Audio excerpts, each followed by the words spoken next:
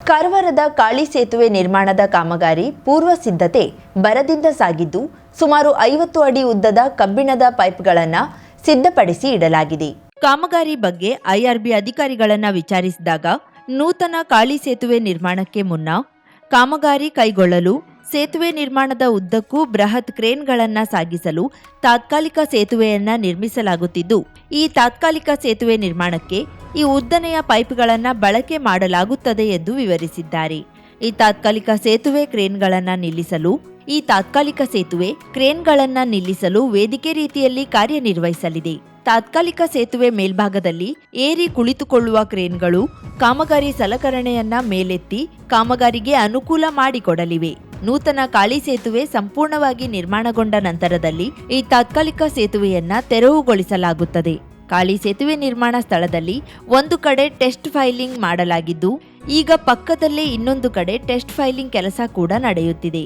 ಸೇತುವೆ ನಿರ್ಮಾಣಕ್ಕೆ ಮುನ್ನ ನದಿ ಪಾತ್ರದ ಭೂಗತ ಪರಿಸ್ಥಿತಿಗಳನ್ನು ಅರ್ಥ ಮಾಡಿಕೊಳ್ಳಲು, ಸೇತುವೆಯ ಸ್ಥಿರತೆ ಮತ್ತು ಸುರಕ್ಷತೆಯನ್ನ ಖಚಿತಪಡಿಸಿಕೊಳ್ಳಲು ಭೂಮಿಯ ಕೆಳಗಿರುವ ಮಣ್ಣು ಮತ್ತು ಬಂಡೆಯ ಸಂಪೂರ್ಣ ಪರೀಕ್ಷೆಯನ್ನ ಮಾಡುವ ಉದ್ದೇಶದಿಂದ ಟೆಸ್ಟ್ ಫೈಲಿಂಗ್ ನಡೆಸಲಾಗುತ್ತಿದೆ. ನೆಲದ ಒಳಗೆ ಸುಮಾರು 44 ಮೀಟರ್ ಆಳದವರೆಗೆ ಬೋರಿಂಗ್ ಮಾಡಿ ಮಣ್ಣು ಮತ್ತು ಕಲ್ಲಿನ ಪರೀಕ್ಷೆ ಮಾಡಲಾಗುತ್ತದೆ. ಬೋರಿಂಗ್ ಮಾಡುವಾಗ ಕಲ್ಲು ಬಂಡೆಗಳು ಎದುರಾದರೂ ಅದನ್ನ ಕೊರೆದು ಆಳಕ್ಕೆ ಇಳಿದು ಪರೀಕ್ಷೆ ಮಾಡಲಾಗುತ್ತದೆ ಎಂದು ಐಆರ್ಬಿ ಅಧಿಕಾರಿಗಳು ತಿಳಿಸಿದ್ದಾರೆ. ಕರಾವಳಿ ಪ್ರವಾಸೋದ್ಯಮ ಅಭಿವೃದ್ಧಿ ಕುರಿತು ಜನವರಿ 10ರಂದು ಮಂಗಳೂರಿನಲ್ಲಿ ನಡೆಯುವ ಮಹತ್ವದ ಸಭೆಯಲ್ಲಿ ಉತ್ತರ ಕನ್ನಡ ಜಿಲ್ಲೆಯ ಹಾಲಿ ಹಾಗೂ ಮಾಜಿ ಜನಪ್ರತಿನಿಧಿಗಳು ಒಗ್ಗಟ್ಟಿನ ಧ್ವನಿಯಲ್ಲಿ ಜಿಲ್ಲೆಯ ಪ್ರವಾಸೋದ್ಯಮ ಅಭಿವೃದ್ಧಿಗೆ ಪೂರಕವಾದ ವಿಷಯಗಳನ್ನು ಪ್ರಸ್ತಾಪಿಸಬೇಕು ಎಂದು ಉತ್ತರ ಕನ್ನಡ ಜಿಲ್ಲಾ ನಾಗರಿಕ ಸಂಘ ಸಂಸ್ಥೆಗಳ ಒಕ್ಕೂಟ ಆಗ್ರಹಿಸಿದೆ. ಕಾರವಾರ ನಗರದ ಜಿಲ್ಲಾ ಪತ್ರಿಕಾ ಭವನದಲ್ಲಿ ನಡೆದ ಸುದ್ದಿಗೋಷ್ಠಿಯಲ್ಲಿ ಮಾತನಾಡಿದ ಒಕ್ಕೂಟದ ಪದಾಧಿಕಾರಿಗಳು, ಜಿಲ್ಲೆಯಲ್ಲಿ ಅಪಾರ ನೈಸರ್ಗಿಕ ಸಂಪನ್ಮೂಲ, ಕಡಲ ತೀರ, ನದಿ, ಅರಣ್ಯ ಹಾಗೂ ಐತಿಹಾಸಿಕ ತಾಣಗಳಿದ್ರೂ ಸಮರ್ಪಕ ಯೋಜನೆ ಮತ್ತು ಇಚ್ಛಾಶಕ್ತಿ ಕೊರತೆಯಿಂದ ಪ್ರವಾಸೋದ್ಯಮ ಬೆಳವಣಿಗೆ ಕುಂಠಿತವಾಗಿದೆ. ಕಲ್ಯಾಣ ಕರ್ನಾಟಕಕ್ಕೆ ನೀಡಿರುವ ಮೀಸಲಾತಿಯನ್ನ ಉತ್ತರ ಕನ್ನಡಕ್ಕೂ ನೀಡಬೇಕು. ದೇಶದ ದೊಡ್ಡ ಯೋಜನೆಗಳಿಗೆ ಜಮೀನು ತ್ಯಾಗ ಮಾಡಿದ ಗಡಿ ಹಾಗೂ ಗುಡ್ಡಗಾಡು ಪ್ರದೇಶವಾದ ಈ ಜಿಲ್ಲೆಗೆ ವಿಶೇಷ ಸೌಲಭ್ಯ ನೀಡಿದ್ರೆ ಸ್ಥಳೀಯರಿಗೆ ಸರ್ಕಾರಿ ಉದ್ಯೋಗದಲ್ಲಿ ಮೀಸಲಾತಿ ಸಿಗಲಿದೆ ಎಂದು ಒಕ್ಕೂಟ ಅಭಿಪ್ರಾಯಿಸಿತು. ಒಕ್ಕೂಟದ ಗೌರವಾಧ್ಯಕ್ಷ ಜಾರ್ಜ್ ಫರ್ನಾಂಡಿಸ್ ಮಾತನಾಡಿ, ಕಾರವಾರದಲ್ಲಿ ಒಮ್ಮೆ ಪ್ರವಾಸಿಗರ ಆಕರ್ಷಣೆಯಾಗಿದ್ದ ಶಿಲ್ಪವನ ಇಂದು ಸಂಪೂರ್ಣವಾಗಿ ನಿರ್ಲಕ್ಷ್ಯಕ್ಕೆ ಒಳಗಾಗಿದೆ. ಯಾವುದೇ ದುರಸ್ತಿ ಅಥವಾ ನಿರ್ವಹಣೆ ಇಲ್ಲದೆ ಅದು ಅಂದಗೆಟ್ಟ ಸ್ಥಿತಿಯಲ್ಲಿದೆ. ಆದರೆ ಪಕ್ಕದ ಹಾವೇರಿಯಲ್ಲಿ ಇದೇ ಮಾದರಿಯ ಉದ್ಯಾನವನ ಹಳೆಯದಾದ್ರೂ ನಿರಂತರ ನಿರ್ವಹಣೆಯಿಂದ ಸುಂದರವಾಗಿ ಕಾರ್ಯನಿರ್ವಹಿಸುತ್ತಿದೆ ಎಂದು ಹೋಲಿಕೆ ಮಾಡಿದ್ರು. ಕಾರವಾರದ ಸಂಗೀತ ಕಾರಂಜಿ, ಪುಟಾಣಿ ರೈಲು, ಚಾಪೆಲ್ ಯುದ್ಧ ನೌಕೆ, ವಸ್ತು ಸಂಗ್ರಹಾಲಯ, ಮಯೂರವರ್ಮ ವೇದಿಕೆ, ಟ್ಯಾಗೋರ್ ಕಡಲ ತೀರ ಸೇರಿದಂತೆ ಹಲವು ಪ್ರಮುಖ ಪ್ರವಾಸಿ ತಾಣಗಳು ನಿರ್ವಹಣೆ ಕೊರತೆಯಿಂದ ಗೌಣಗೊಂಡಿದೆ. ಈ ಎಲ್ಲ ಸ್ಥಳವನ್ನ ಜಿಲ್ಲಾಡಳಿತದ ಅಧೀನದಿಂದ ನಗರಸಭೆ ಅಧೀನಕ್ಕೆ ನೀಡಿದ್ರೆ ಸಮರ್ಪಕ ನಿರ್ವಹಣೆ ಸಾಧ್ಯವಾಗಲಿದೆ ಎಂದು ಅವರು ಅಭಿಪ್ರಾಯಪಟ್ಟರು.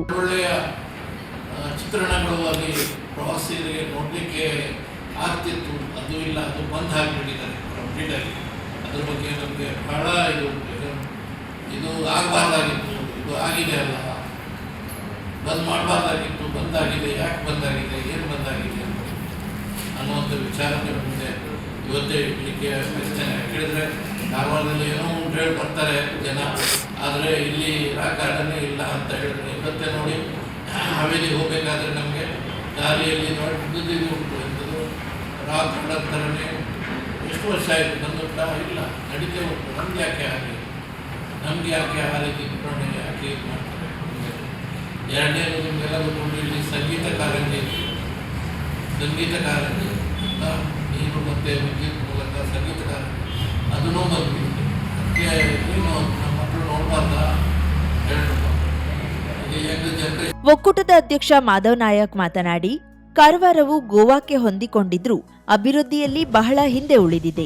ಗೋವಾಕ್ಕಿಂತ ವಿಶೇಷ ಪ್ರವಾಸಿ ತಾಣಗಳು ಜಿಲ್ಲೆಯಲ್ಲಿ ಇದ್ರೂ ಸರಿಯಾದ ನೀತಿ, ವಿಶೇಷ ಸೌಲಭ್ಯಗಳ ಕೊರತೆಯಿಂದ ಅವುಗಳನ್ನು ಬಳಸಿಕೊಳ್ಳಲಾಗುತ್ತಿಲ್ಲ ಎಂದು ಹೇಳಿದ್ರು. ಜಿಲ್ಲೆಗೆ ವಿಶೇಷ ಕಾನೂನು ಸಡಿಲಿಕೆ ನೀಡಬೇಕು. ರೆಸಾರ್ಟ್ಗಳಿಂದ ಪಂಚಾಯಿತಿಗಳಿಗೆ ಆದಾಯ ಬರುವಂತೆ ವ್ಯವಸ್ಥೆ ಮಾಡಬೇಕು.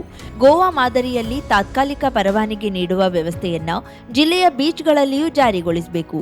ಇದರಿಂದ ಉದ್ಯೋಗಾವಕಾಶಗಳು ಹೆಚ್ಚಾಗಲಿವೆ ಎಂದು ಹೇಳಿದ್ರು. KIADB ಅವರು ಕರ್ನಾಟಕ ಇಂಡಸ್ಟ್ರಿಯಲ್ ಏರಿಯಾ ಡೆವಲಪ್ಮೆಂಟ್ ಬೋರ್ಡ್ನವರು 205 ಎಕರೆ ಜಮೀನನ್ನು ಅಕ್ವೈರ್ ಮಾಡಿ ಅವರು 25 ವರ್ಷ ಆಯಿತು. ಎಕರೆಗೆ ಮಾತ್ರ ಕಾಂಪನ್ಸೇಷನ್ ಈಗ ಕೊಡ್ತಾ ಇದ್ದಾರೆ. 73 ಎಕರೆಗೆ ಸೆಟ್ಲ್ ಆಗಿದೆ ಕೊಡ್ತಾ ಇದ್ದಾರೆ. 73 ಎಕರೆನೂ ಅವರಿಗೆ ಲೆವೆಲ್ ಬೇಸ್ನವರಿಗೆ ಅವರು ಬಿಡಿ ಭಾಗಗಳನ್ನು ತಯಾರು ಮಾಡಲಿಕ್ಕೆ ಅವರಿಗೆ ಈ ಪ್ರೊಸೆಸ್ನಲ್ಲಿ ಇದೆ. ಇಲ್ಲ 73 ಎಕರೆ ಏನು ಮಾಡಬೇಕು, ಇಂಡಸ್ಟ್ರಿ ಬರಬೇಕು ಅಂತ ಹೇಳಿದರೆ ಇಲ್ಲಿ ಅವರಿಗೆ ರಿಯಾಯಿತಿ ದರದಲ್ಲಿ ವಿದ್ಯುತ್ತನ್ನು 24 ತಾಸು ಕೊಡಬೇಕು. ರಿಯಾಯಿತಿ ದರದಲ್ಲಿ ನೀರಿನ 24 ತಾಸು ನೀರಿನ ವ್ಯವಸ್ಥೆಯನ್ನು ಕೊಡುವಂಥದ್ದಾಗಬೇಕು. ಮತ್ತು 25 ವರ್ಷ 30 ವರ್ಷ ಏನು ಟ್ಯಾಕ್ಸ್ನಲ್ಲಿ ಅವರಿಗೆ ರಿಯಾಯಿತಿ ಕೊಡಬೇಕು ಇಂಡಸ್ಟ್ರಿ ಮಾಡೋರಿಗೆ. ಆಗ ಬೇಡ ಅಂದ್ರೂ ಬರ್ತಾರೆ ಇಂಡಸ್ಟ್ರಿಯಲಿಸ್ಟ್. ಮೀನುಗಾರ ಮುಖಂಡ ಗಣಪತಿ ಮಾಂಗ್ರೆ ಮಾತನಾಡಿ, ಕಾರವಾರದ ಸಮಸ್ಯೆಗಳನ್ನ ಮಂಗಳೂರಿಗೆ ಹೋಗಿ ಹೇಳುವ ಬದಲು ಇಲ್ಲಿಯೇ ಸಮಗ್ರ ಸಭೆ ನಡೆಸಬೇಕು ಎಂದರು. ಗಡಿಭಾಗದ ಗೋವಾ, ಕರ್ನಾಟಕದ ಗಡಿಭಾಗ ಕೇರಳ, ಯಾಕಂದ್ರೆ ನಾವಲ್ಲಿ ಮೀನುಗಾರ ವರ್ಷಕ್ಕೊಂದು 3-4 ಬಾರಿ ಹೋಗ್ತೇವೆ. ಯಾಕಂದ್ರೆ ಸಭೆ ಇಡೀ ದೇಶದ ಮೀನುಗಾರ ಒಕ್ಕೂಟದ ಸಭೆ ಆಗ್ತದೆ. ಅಲ್ಲಿಯ ವಾತಾವರಣವನ್ನು ನಾವು ನೋಡ್ತೇವೆ. ಪ್ರವಾಸೋದ್ಯಮ ಯಾವ ರೀತಿ ಬೆಳೀತಾ ಇದೆ ಅಷ್ಟೇ ಮೀನುಗಾರಿಕೆ ಕೂಡ ಬೆಳೀತಾ ಇದೆ. ಕೇರಳದಲ್ಲಿ ರೈಲ್ವೆ ಇದೆ, ರೈಲ್ವೆನೇ ಈ ಸಂದರ್ಭದಲ್ಲಿ ಒಕ್ಕೂಟದ Maruti B Naik, Vinod R Naik, Umesh N Kanchan ಹಾಗೂ ಹಟ್ಟಿಕೇರಿಯ ಸಾಮಾಜಿಕ ಕಾರ್ಯಕರ್ತ ನರೇಶ್ ಮಿಟ್ಬಾವ್ಕರ್ ಉಪಸ್ಥಿತರಿದ್ದರು. ಎಂಜಿ ನರೇಗಾ ಯೋಜನೆಯ ಬದಲಿಗೆ ಜಿರಾಮ್ಜಿ ಯೋಜನೆ ಜಾರಿಗೆ ಬಂದಿದ್ದು, ಈ ಕುರಿತು ಕಾಂಗ್ರೆಸ್ ಪಕ್ಷ ಅಪಪ್ರಚಾರ ನಡೆಸುತ್ತಿದೆ. ಯೋಜನೆಯ ನೈಜ ಉದ್ದೇಶವನ್ನು ಜನರಿಗೆ ತಲುಪಿಸುವ ಸಲುವಾಗಿ ಜನವರಿ 15ರಿಂದ ಫೆಬ್ರವರಿ 28ರವರೆಗೆ ರಾಜ್ಯಾದ್ಯಂತ ಜನಜಾಗೃತಿ ಅಭಿಯಾನ ಹಮ್ಮಿಕೊಳ್ಳಲಾಗಿದೆ ಎಂದು ಸಂಸದ ಕೋಟಾ ಶ್ರೀನಿವಾಸ್ ಪೂಜಾರಿ ಹೇಳಿದರು. ಕಾರವಾರ ನಗರದ ಜಿಲ್ಲಾ ಪತ್ರಿಕಾ ಭವನದಲ್ಲಿ ನಡೆದ ಪತ್ರಿಕಾಗೋಷ್ಠಿಯಲ್ಲಿ ಮಾತನಾಡಿದ ಅವರು, ಮಸೂದೆ ಬಂದಾಗ ಚರ್ಚೆಗಳು ಸಹಜ. ಜಿಆರ್ಜಿ ಯೋಜನೆಯ ಉದ್ದೇಶ ಹೆಚ್ಚು ಉದ್ಯೋಗ ಸೃಷ್ಟಿ ಹಾಗೂ ಭ್ರಷ್ಟಾಚಾರ ನಿಯಂತ್ರಣವಾಗಿದೆ. ಆದರೆ ಕಾಂಗ್ರೆಸ್ ಪಕ್ಷ ಯೋಜನೆಗೆ ಅನಾವಶ್ಯಕ ವಿರೋಧ ವ್ಯಕ್ತಪಡಿಸುತ್ತಿದೆ ಎಂದರು. ಯುಪಿಎ ಸರ್ಕಾರದ ಅವಧಿಯಲ್ಲಿ ಯೋಜನೆಗೆ 33,000 ಕೋಟಿ ರೂಪಾಯಿ ಬಜೆಟ್ ಇತ್ತಾದರೂ ಇಂದು ಅದು 84,000 ಕೋಟಿ ರೂಪಾಯಿಗೆ ಏರಿಕೆಯಾಗಿದೆ. ಮೊದಲು 100 ದಿನಗಳ ಉದ್ಯೋಗವಿದ್ರೆ ಈಗ 125 ದಿನಗಳಿಗೆ ವಿಸ್ತರಣೆ ಮಾಡಲಾಗಿದೆ. ಕಾರ್ಮಿಕರಿಗೆ 7 ದಿನಗಳೊಳಗೆ ವೇತನ ಪಾವತಿಸುವಂತೆ ಸೂಚನೆ ನೀಡಲಾಗಿದೆ ಎಂದು ಮಾಹಿತಿ ನೀಡಿದ್ರು. ತನಿಖಾ ವರದಿಗಳಲ್ಲಿ ನಕಲಿ ಜಾಬ್ ಕಾರ್ಡ್ಗಳ ಸೃಷ್ಟಿ ಪತ್ತೆಯಾಗಿದ್ದು, ಪಶ್ಚಿಮ ಬಂಗಾಳ ಹಾಗೂ ತೆಲಂಗಾಣದಲ್ಲಿ ಭ್ರಷ್ಟಾಚಾರ ನಡೆದಿರುವುದು ದಾಖಲೆಯಾಗಿದೆ. ಇವುಗಳನ್ನು ತಡೆಯಲು ಯೋಜನೆಯಲ್ಲಿ ಹೊಸ ನಿಯಮವನ್ನ ರೂಪಿಸಲಾಗಿದೆ ಎಂದು ಹೇಳಿದ್ರು. ಗಾಂಧೀಜಿಯ ಮೂಲ ತತ್ವಗಳನ್ನು ಪಾಲಿಸುವ ಪಕ್ಷಗಳಲ್ಲಿ ಬಿಜೆಪಿ ಕೂಡ ಒಂದು. ಕೇಂದ್ರ ಅಥವಾ ರಾಜ್ಯ ಸರ್ಕಾರ ಹೊಸ ಕಾಯ್ದೆಗಳನ್ನು ತಂದಾಗ ಹೆಸರು ಬದಲಾಗುವುದು ಸಹಜ. ಬಡವರಿಗೆ ಉದ್ಯೋಗ ನೀಡುವ ಉದ್ಯೋಗ ಖಾತರಿ ಯೋಜನೆಗೂ ವಿದ್ಯಾವಂತರಿಗೆ ಉದ್ಯೋಗ ನೀಡುವುದಕ್ಕೂ ಸಂಬಂಧವಿಲ್ಲ ಎಂದರು. ಜಿರಾಮ್ಜಿ ಕಾಯ್ದೆ ಅನ್ನೋದು ಉದ್ಯೋಗ ಖಾತರಿಯನ್ನು ಬಯಸುವ ಅಥವಾ ಉದ್ಯೋಗ ಬಯಸುವಂಥ ಬಡ ಕೂಲಿ ಕಾರ್ಮಿಕರಿಗೆ ಒಂದು ವರದಾನವಾಗಿ ಮೂಡಿಬಂದಿದೆ. ಅವರ 100 ರೂಪಾಯಿ ವೇತನ, 100 ರೂಪಾಯಿ ಕೆಲಸದ 100 ದಿವಸಗಳ ಕೆಲಸವನ್ನು 125 ದಿವಸಗಳಿಗೆ ಏರಿಸಿದೆ. ಕಡಿಮೆ ಇದ್ದ ಮೊತ್ತವನ್ನು ಹೆಚ್ಚು ಮಾಡಲಿಕ್ಕೆ ಬೇಕಾದ ತಂತ್ರಾಂಶವನ್ನು ರೂಪಿಸುತ್ತೆ. ಭ್ರಷ್ಟಾಚಾರವನ್ನು ನಿಯಂತ್ರಣ ಮಾಡುತ್ತೆ. 15 ದಿವಸದಲ್ಲಿ ವೇತನ ಕೊಡಬೇಕು ಅನ್ನೋದನ್ನು 7 ದಿವಸದಲ್ಲಿ ಮಾಡಲಿಕ್ಕೆ ಬೇಕಾದಂಥ ಕಾರ್ಯಕ್ರಮಗಳನ್ನು ಹಾಕೊಂಡಿದೆ. ಇದು ಜಿರಾಮ್ಜಿ ಯೋಜನೆಯ ಕಲ್ಪನೆಗಳು. ಇನ್ನು ಮುಂದುವರಿದು ಈ ಕೇಂದ್ರ ಸರ್ಕಾರದ ಯೋಜನೆಯಲ್ಲಿ, ಕೇಂದ್ರ ಸರ್ಕಾರದ ಈ ಹಣದ ಒಟ್ಟು ಯೋಜನೆಯಲ್ಲಿ ಉದ್ಯೋಗ ಖಾತ್ರಿಯಲ್ಲಿ ಪಶ್ಚಿಮ ಬಂಗಾಳವೂ ಸೇರಿದಂತೆ ಕೆಲವು ರಾಜ್ಯಗಳು 22,000 ಕೋಟಿ ಹಣವನ್ನು ದುರುಪಯೋಗ ಮಾಡಿಕೊಂಡಿವೆ. ಈ ಯೋಜನೆ ಹೆಸರನ್ನೇ ಬದಲಾಯಿಸಿವೆ. ಉದಾಹರಣೆಗೆ ಇವತ್ತು ಮಹಾತ್ಮ ಗಾಂಧಿ ಹೆಸರನ್ನು ಬದಲಾಯಿಸಿದ್ದೀರಿ ಅಂತೇಳಿ ಮಹಾತ್ಮ ಗಾಂಧಿ ಹೆಸರನ್ನು ಕರ್ಮಶ್ರೀ ಅಂತೇಳಿ ಪಶ್ಚಿಮ ಬಂಗಾಳದಲ್ಲಿ ಬದಲಾಯಿಸಿದಾಗ ಇವರು ಯಾರು? ಜಿಲ್ಲೆಯಲ್ಲಿ ಬಿಎಸ್ಎನ್ಎಲ್ ಸೇವೆಯಲ್ಲಿ ಬದಲಾವಣೆ ಆಗಿದ್ದು, ಕಾರವಾರ ಹಾಗೂ ಉಡುಪಿಯಲ್ಲಿ ಪೋರ್ಟ್ ಸಂಖ್ಯೆ ಕಡಿಮೆಯಾಗಿದ್ರೂ ಮತ್ತೆ ವಾಪಸ್ ಬರುತ್ತಿವೆ. ಬ್ಯಾಂಕ್ ಸೌಲಭ್ಯದಲ್ಲಿಯೂ ಬದಲಾವಣೆ ಮಾಡಲಾಗಿದೆ. ಪೆಟ್ರೋಲ್ ಬಂಕ್ಗಳನ್ನ ಸಹಕಾರಿ ಸಂಘಗಳಿಗೆ ನೀಡುವ ಪ್ರಕ್ರಿಯೆ ನಡೆಯುತ್ತಿದೆ. ಜೆಜೆಎಂ ಯೋಜನೆಯ ಪ್ರಗತಿಯನ್ನ ದಿಶಾ ಸಭೆಯಲ್ಲಿ ಪರಿಶೀಲಿಸಲಾಗುತ್ತಿದೆ ಎಂದು ಪ್ರಶ್ನೆಗಳಿಗೆ ಉತ್ತರಿಸಿದ್ರು. ಪತ್ರಿಕಾಗೋಷ್ಠಿಯಲ್ಲಿ ಬಿಜೆಪಿ ಜಿಲ್ಲಾಧ್ಯಕ್ಷ ಎನ್ಎಸ್ ಹೆಗಡೆ, ಒಬಿಸಿ ಮೋರ್ಚಾ ಅಧ್ಯಕ್ಷ ರಾಜೇಂದ್ರ ನಾಯ್ಕ್, ಮಾಧ್ಯಮ ವಕ್ತಾರ ನಾಗರಾಜ್ ನಾಯಕ್, ಕಿಶನ್ ಕಾಂಬ್ಳೆ, ಸಂಜಯ್ ಸಾಳುಂಕೆ, ಮನೋಜ್ ಭಟ್, ಜಗದೀಶ್ ಮೊಗಟ, ಸುನೀಲ್ ಸೋನಿ, ನಯನಾ ಹಾಗೂ ಸದಾನಂದ್ ಭಟ್ ಉಪಸ್ಥಿತರಿದ್ದರು.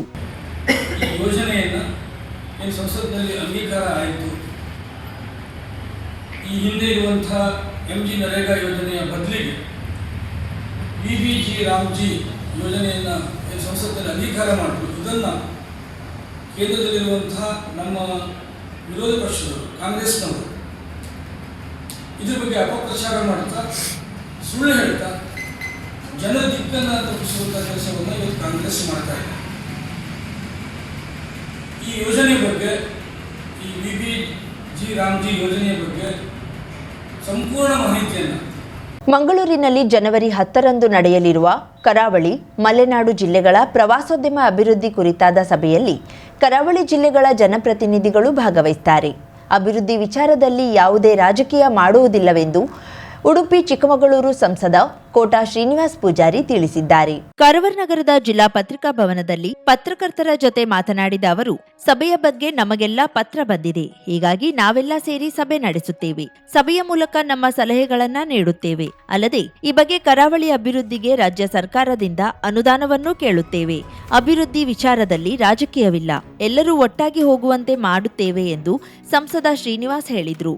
ಕೊಂಕಣ ರೈಲ್ವೆ ನಿಗಮವನ್ನ ಭಾರತೀಯ ರೈಲ್ವೆ ಮಂಡಳಿಯೊಂದಿಗೆ ವಿಲೀನ ಮಾಡುವ ಬಗ್ಗೆ ಈಗಾಗಲೇ ಕೇಂದ್ರ ರೈಲ್ವೆ ಸಚಿವರನ್ನ ಕೋರಲಾಗಿದೆ. ಇದಕ್ಕೂ ಮೊದಲು ರಾಜ್ಯ ಸರ್ಕಾರದ ಮುಖ್ಯಮಂತ್ರಿ ಮತ್ತು ಉದ್ದಿಮೆಯ ಸಚಿವರನ್ನ ಭೇಟಿ ಮಾಡಲಾಗಿದೆ.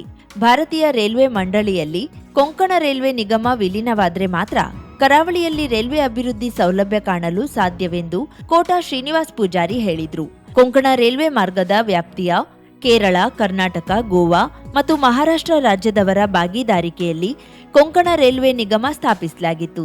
ಮಾಹಿತಿ ಪ್ರಕಾರ ಈ ನಿಗಮದಲ್ಲಿ ಕರ್ನಾಟಕ ಸರ್ಕಾರದ 200 ಕೋಟಿ ರೂಪಾಯಿ ಷೇರು ಹಣವಿದೆ. ಇದೀಗ ಕೊಂಕಣ ರೈಲ್ವೆ ನಿಗಮವನ್ನ ಕೇಂದ್ರ ರೈಲ್ವೆ ಮಂಡಳಿಯಲ್ಲಿ ವಿಲೀನಕ್ಕೆ ಕೇಂದ್ರ ಸರ್ಕಾರ ಮುಂದಾಗಿದೆ. ಇದಕ್ಕೆ ರಾಜ್ಯ ಸರ್ಕಾರಗಳು ಒಪ್ಪಬೇಕಿದೆ. ಈಗಾಗಲೇ ಗೋವಾ ಮತ್ತು ಕೇರಳ ರಾಜ್ಯದವರು ಒಪ್ಪಿದ್ದು, ಕರ್ನಾಟಕ ಮತ್ತು ಮಹಾರಾಷ್ಟ್ರ ಸರ್ಕಾರದವರು ಒಪ್ಪಬೇಕಿದೆ. ಇದಕ್ಕಾಗಿ ಕರ್ನಾಟಕದ ಮುಖ್ಯಮಂತ್ರಿ ಮತ್ತು ಕೈಗಾರಿಕಾ ಸಚಿವರನ್ನ ಕರಾವಳಿಯ 3 ಜಿಲ್ಲೆಯ ಸಂಸದರು ಭೇಟಿ ಮಾಡಿ ಒತ್ತಾಯಿಸಿದ್ದೇವೆ. ಕರಾವಳಿಯಲ್ಲಿ ರೈಲ್ವೆ ಮಾರ್ಗದ ಅಭಿವೃದ್ಧಿ ಆಗಬೇಕಿದೆ. ನಿಲ್ದಾಣದಲ್ಲಿ ವ್ಯವಸ್ಥೆಗಳಾಗಬೇಕಿದೆ.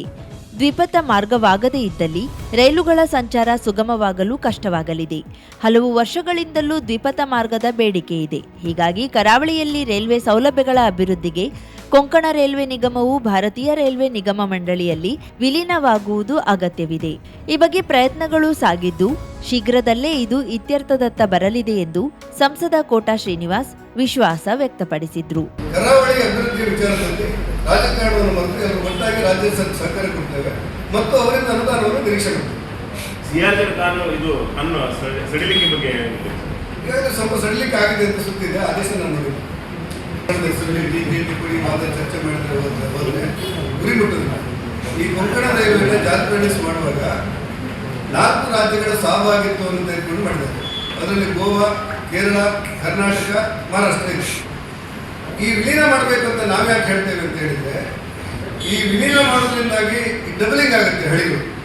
ಅದರಿಂದ ಹೆಚ್ಚು ಇದರ 2 ಪಟ್ಟು ರೈಲು ಓಡಾಟ ಮಾಡಲಿಕ್ಕೆ ಅವಕಾಶವಾಗುತ್ತೆ. ಆ ರೈಲು ಕೊಡಿ ಅಂತ ಹೇಳಿದ್ರು ಕೂಡ ಸ್ಥಳಕ್ಕೆ ನಮ್ಮ ಡಬಲಿಂಗ್ ಆಗಿಲ್ಲ, ಸಿಂಗಲ್ ಹಳಿಯಲ್ಲಿ ಹೋಗೋದು ಕಷ್ಟ ಅಂತ ಹೇಳ್ಬಿಟ್ಟು ಹೋಗ್ತೇವೆ. ಹಾಗೆ ಮಾಡುವಾಗ ಕೇರಳದವರು ಒಪ್ಪಿದ್ದಾರೆ, ನಾವು ಕೊಡ್ತೇವೆ ಅಂತ ಬರೆದುಬಿಟ್ಟಿದ್ದಾರೆ. ಗೋವಾದವರು ಒಪ್ಪಿಕೊಂಡಿದ್ದಾರೆ. ಮಹಾರಾಷ್ಟ್ರ ಮತ್ತು ಕರ್ನಾಟಕದವರದ್ದು ಬಾಕಿ ಇದೆ. ನಾನು ನಮ್ಮ 3 ಜಿಲ್ಲೆಯವರು, ನಾವು 3 ಜನ ಎಂಪಿಗಳು ಹೋಗಿ ಕೇಂದ್ರ ಸಚಿವರ ಜೊತೆ ಮಾತಾಡಿ, ಕರ್ನಾಟಕ ರಾಜ್ಯದ ಮುಖ್ಯಮಂತ್ರಿಗಳು ಮತ್ತು ಉದ್ದಿಮೆ ಮಂತ್ರಿ MP ಪಾಟೀಲ್ ಅವ್ರ ಜೊತೆ ಮಾತಾಡಿ, ಮಂಜುಳಾ ಅಂತ ಸೆಕ್ರೆಟರಿ ಇದ್ದಾರೆ ಅವ್ರ ಜೊತೆ ಮಾತಾಡಿ ಇದನ್ನು ವಿಲೀನ ಮಾಡಲಿಕ್ಕೆ ಬೇಕಾದ ಸಹಕಾರ ಕೊಡಬೇಕು ಅಂತ ನನಗೆ ನೆನಪಿರುವಂತೆ 200 ಕೋಟಿ ರೂಪಾಯಿ. ಈ ವೇಳೆ ಬಿಜೆಪಿ ಜಿಲ್ಲಾಧ್ಯಕ್ಷ NS ಹೆಗಡೆ, ಜಿಲ್ಲಾ ಬಿಜೆಪಿ ವಕ್ತಾರ ಸದಾನಂದ ಭಟ್, ಹಿಂದುಳಿದ ಘಟಕದ ಜಿಲ್ಲಾಧ್ಯಕ್ಷ ರಾಜೇಂದ್ರ ನಾಯ್ಕ್, ಬಿಜೆಪಿ ಧುರೀಣ ನಾಗರಾಜ್ ನಾಯಕ್, ಸಂಜಯ್ ಸಾಳುಂಕೆ, ಸುನಿಲ್ ಸೋನಿ, ಜಗದೀಶ್ ನಾಯಕ್, ಮನೋಜ್ ಭಟ್, ನಯನಾ ನೀಲಾವರ್ ಇದ್ದರು. 50,000ಕ್ಕೂ ಅಧಿಕ ಸಬ್ಸ್ಕ್ರೈಬರ್ಸ್, 1.68 ಕೋಟಿಗೂ ಮೀರಿದ ವ್ಯೂಸ್, ಸುದ್ದಿಯೊಂದು 10 ಲಕ್ಷಕ್ಕೂ ಹೆಚ್ಚು ವ್ಯೂಸ್ ಕಂಡ ಹೆಗ್ಗಳಿಕೆ, ವಸ್ತುನಿಷ್ಠ ಮತ್ತು ಖಾತ್ರಿಯಾದ ವರದಿಗಾರಿಕೆ, ಉತ್ತರ ಕನ್ನಡದ ಅತಿ ಹೆಚ್ಚು ಸಬ್ಸ್ಕ್ರೈಬರ್ ಹೊಂದಿರುವ ಯೂಟ್ಯೂಬ್ ಚಾನೆಲ್ ಕರಾವಳಿ ಮುಂಜಾವು ಡಿಜಿಟಲ್ ವೀಕ್ಷಕರಿಗೆ ಧನ್ಯವಾದ. ಇನ್ಮುಂದೆ ಸುದ್ದಿಯಲ್ಲ ಮತ್ತಷ್ಟು ಸೊಗಸು. ನಿಮ್ಮಲ್ಲಿಯ ಸಭೆ ಸಮಾರಂಭ, ಅಂಗಡಿ ವ್ಯಾಪಾರ ಮಳಿಗೆಯ ಸಹಕಾರಿ ಸಂಸ್ಥೆಯ ಶುಭಾರಂಭದ ಕಾರ್ಯಕ್ರಮಗಳ ವಿಸ್ತೃತ ವಿಡಿಯೋ ಸುದ್ದಿ ಸಂಪರ್ಕಿಸಿ ನಮ್ಮ ಕರಾವಳಿ ಮುಂಜಾವು ಡಿಜಿಟಲ್ ಪ್ರತಿನಿಧಿಗಳನ್ನ.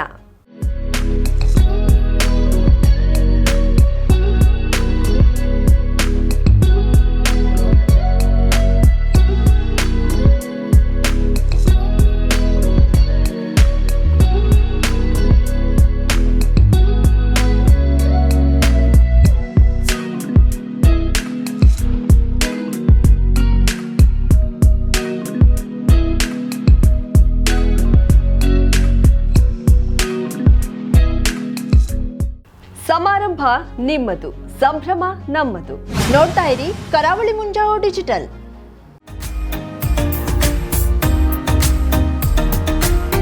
ಮಿಲನ್ ಎಂಟರ್ಪ್ರೈಸಸ್ ಬೃಹತ್ ಎಲೆಕ್ಟ್ರಾನಿಕ್ ಹಾಗೂ ಫರ್ನಿಚರ್ ಮಳಿಗೆ. ಉತ್ತರ ಕನ್ನಡ ಜಿಲ್ಲೆಯಲ್ಲೇ ಅತಿ ಹೆಚ್ಚು ಮಳಿಗೆಗಳನ್ನ ಹೊಂದಿರುವ, ಅತಿ ಹೆಚ್ಚು ಸಂತೃಪ್ತ ಗ್ರಾಹಕರನ್ನ ಹೊಂದಿರುವ ಮೂಲಕ ಹೆಗ್ಗಳಿಕೆಗೆ ಪಾತ್ರವಾಗಿರುವ ಏಕೈಕ ಸಂಸ್ಥೆ ಮಿಲನ್ ಎಂಟರ್ಪ್ರೈಸಸ್. ನಮ್ಮ ಮಳಿಗೆಗಳಲ್ಲಿ ಪ್ರಸಿದ್ಧ ಕಂಪನಿಗಳ electronic refrigerator, washing machine, LED TV, ಎಸಿಗಳು ಲಭ್ಯ. ಭಾರತದ ಕರಾವಳಿ ಹವಾಮಾನಕ್ಕೆ ಹೊಂದಿಕೊಳ್ಳುವ ನಂಬರ್ 1 ಬ್ರ್ಯಾಂಡ್ ಆದ ಗೋದ್ರೇಜ್ ಕಂಪನಿಯ ಕಪಾಟು, ಆಫೀಸ್ ಟೇಬಲ್, ಆಫೀಸ್ ಚೇರ್, ಬ್ಯಾಂಕ್ಗಳಿಗೆ ಹಾಗೂ ಚಿನ್ನದ ಅಂಗಡಿಗಳಿಗೆ ಬೇಕಾಗುವ ಸೇಫ್ ಲಾಕರ್ಗಳು ಅತಿ ಕಡಿಮೆ ಬೆಲೆಯಲ್ಲಿ ಲಭ್ಯವಿದೆ. Teak wood sofa set, wooden dining table ಹಾಗೂ ಗ್ರಾಹಕರಿಗೆ ಬೇಕಾಗುವ ಅಳತೆಯಲ್ಲಿ ನಿಮ್ಮ ಮನೆಗೆ ಹೊಂದಿಕೊಳ್ಳುವ ಹಾಗೆ ಫರ್ನಿಚರ್ ಗಳನ್ನ ಮಾಡಿಕೊಡಲಾಗುವುದು. ಕಸ್ಟಮೈಸ್ಡ್ ಕಿಚನ್, ವಾರ್ಡ್ರೋಬ್ ಗಳನ್ನ ಅತಿ ಹೆಚ್ಚು ವರ್ಷಗಳ ಕಾಲ ಬಾಳಿಕೆ ಬರುವ ಹಾಗೆ ವಾರಂಟಿಯೊಂದಿಗೆ ಮಾಡಿಕೊಡಲಾಗುವುದು. ನಮ್ಮಲ್ಲಿ ಡ್ಯೂರಾಫ್ಲೆಕ್ಸ್, ಗೋದ್ರೇಜ್ ಕಂಪನಿಯ memory foam mattress, orthopaedic mattress, spring ಮ್ಯಾಟ್ರೆಸ್ಗಳು ಕಡಿಮೆ ಬೆಲೆಯಲ್ಲಿ ಲಭ್ಯ. ವಿವಿಧ ಕಂಪನಿಗಳ ನವೀನ ಮಾದರಿಯ mixer, grinder, fan, cooker, tawa, flask, micro ಓವೆನ್ಗಳು ಲಭ್ಯವಿದೆ. 0% ಬಡ್ಡಿಯೊಂದಿಗೆ ಸ್ಥಳದಲ್ಲಿಯೇ ಬಜಾಜ್ ಫೈನಾನ್ಸ್ ನಿಂದ ಸಾಲ ಸೌಲಭ್ಯವಿದೆ. ಮಿಲನ್ ಎಂಟರ್ಪ್ರೈಸಸ್ ನಲ್ಲಿ ಖರೀದಿ ಮಾಡುವ ಗ್ರಾಹಕರಿಗೆ ಡಿಸ್ಕೌಂಟ್ ಮತ್ತು ಗಿಫ್ಟ್ ಜೊತೆಗೆ ಪ್ರತಿ 2,000 ರೂಪಾಯಿಗಳ ಖರೀದಿಗೆ ಒಂದು ಬಂಪರ್ ಲಕ್ಕಿ ಡ್ರಾ ಕೂಪನ್ ನೀಡಲಾಗುವುದು. ಈ ಲಕ್ಕಿ ಡ್ರಾನಲ್ಲಿ 7 ಲಕ್ಷದವರೆಗೆ ಬಹುಮಾನ ಗೆಲ್ಲುವ ಅವಕಾಶ ನಿಮ್ಮದಾಗಿರುತ್ತದೆ. ಲಕ್ಕಿ ಡ್ರಾದಲ್ಲಿ 1 ಕಾರ್, 2 ಬೈಕ್ ಮತ್ತು ರೆಫ್ರಿಜರೇಟರ್, ವಾಷಿಂಗ್ ಮಷೀನ್ ಸೇರಿದಂತೆ 30 ಲಕ್ಕಿ ಗ್ರಾಹಕರಿಗೆ ಬಹುಮಾನ ಗೆಲ್ಲುವ ಅವಕಾಶ. ಗ್ರಾಹಕರ ಸಂತೃಪ್ತಿಗೆ ನಮ್ಮ ಮೊದಲ ಆದ್ಯತೆ ಎನ್ನುವುದು ಮಿಲನ್ ಎಂಟರ್ಪ್ರೈಸಸ್ನ ವಾಕ್ಯ. ಉತ್ತರ ಕನ್ನಡ ಜಿಲ್ಲೆಯ ನಮ್ಮ ಶೋರೂಮ್ಗಳಾದ old Mahalakshmi super market, Mulla stop ಹತ್ತಿರ, ಕಾಜುಬಾಗ್, ಕಾರವಾರ, ಅಗ್ರಿಕಲ್ಚರ್ ಆಫೀಸ್ ಎದುರುಗಡೆ, ಮಾಸ್ತಿಕಟ್ಟೆ ರೋಡ್, ಹೊನ್ನಾವರ, ಸೀಮಾ ಕಾಂಪ್ಲೆಕ್ಸ್ ಹತ್ತಿರ, Moni Basti main road, Bhatkal, Indian bank ಎದುರು, CP Bazar road, Sirsi, JS building, JN road, Dandeli, KS building, Motikeri road, Haliyal. ಇಲ್ಲಿಗೆ ತಪ್ಪದೇ ಭೇಟಿ ನೀಡಿ ಸಂತೃಪ್ತರಾಗಿ.